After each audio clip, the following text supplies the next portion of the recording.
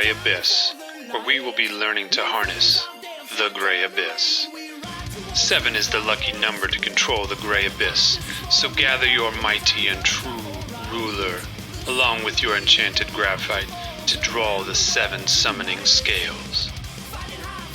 Each scale must measure 2 inches by 12 inches, meaning each box in the scale measures 2 by 2 inches. Before you begin shaping the Gray Abyss, it is important to discuss the temptation to cut corners resulting in dreadful art. Do not leave uneven areas of value. Do not be haphazard by throwing your values outside the summoning scale. Do not scribble or smudge your values through the entire scale either. Control each step in the summoning scale. The more control you have, the more you harness the Gray Abyss. With your 7 scales drawn, begin harnessing the Gray Abyss by following the magical guide given to you through the crystal screen of canvas. Each of the summoning scales has its own unique working properties that you must first learn to control. But let us witness the master create the tonal scale which requires the most control. Each step on the scale must be a continuous, abysmal tone, meaning no lines or hard changes are allowed. There are numerous ways to achieve the continuous abysmal tone. Here the master uses the technique of hatching, but done with more control and overlap of marks to keep the line from showing. When you make a mark with your enchanted graphite, you make a line. The other 6 summoning scales will utilize this line, but here our task is to undo its presence by layering and controlling the pressure of your hand. Before you begin, it is a good idea to soften the edge of your graphite so there is no sharp point.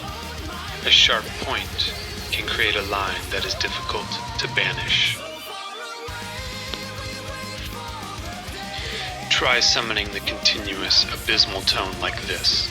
Begin with the darkest, most brutal value you can summon. The pressure of your hand should be like a black hole, unyielding, eternal, consistent. Go for a continuous pressure and make your marks overlap. See how the master uses a hatching or back and forth motion to make the white nothingness submit to the Gray Abyss. You can also try small circular movements. When overlapped correctly, these circular movements will begin to make a continuous tone. Once the full darkness has been summoned, move on to the next step by using a less brutal pressure to make a lighter dark. With each step down toward a whisper of Gray Abyss, a light gray, that is, change the pressure of your hand and work with care. You may have to revisit some steps to adjust the value.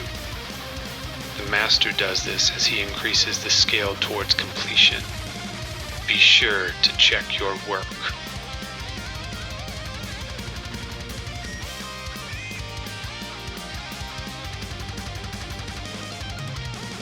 Now, as the master nears the end of the summoning scale, see how he uses his hands to get a better look at 2 values at a time.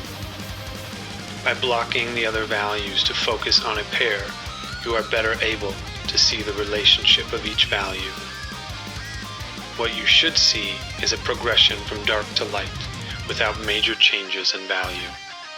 Each step does not need to be a minor change since we are only doing 6 steps.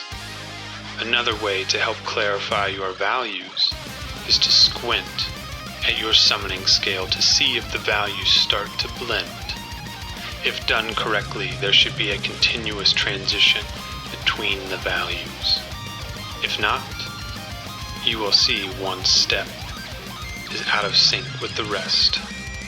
Work your values until you have harnessed the Gray Abyss. When making the continuous tone, the idea is to hide the marks you make, so this may require occasional use of the time eraser or the banisher to erase areas which are dreadful. You have two erasers, a gray and moldable one, which you may use to undo time gently by dabbing it on the area you wish to undo. Or you have the firm strength of the banisher, which will banish all time if used to its maximum strength. Watch the master utilize his banisher softly to undo dreadful areas. You must rework such areas to make them continuous and fold back into the rest of the gray abyss.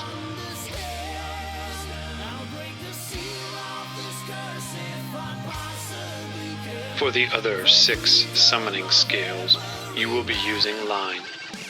As the guide shows, each line is essentially the same value, which means the line does not get lighter. What does happen is the amount of white nothingness between the lines increases or decreases depending on the value.